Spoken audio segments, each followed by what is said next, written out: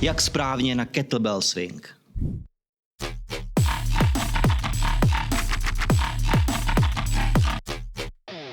Hlavním principem cviku je výbušný pohyb kyčlí, hip hinge.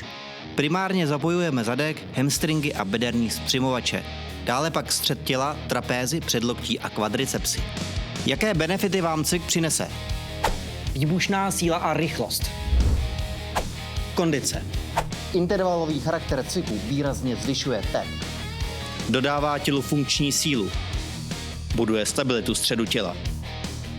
Jaké máme typy swingu? Russian swing. Do výšky hrudníku.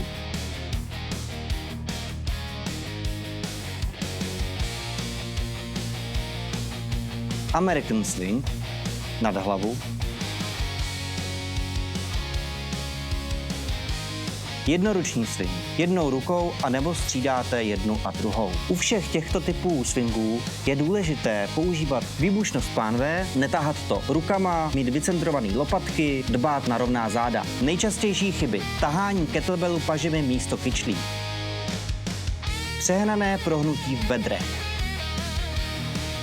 Příliš hluboký dřep místo hinge pohybu.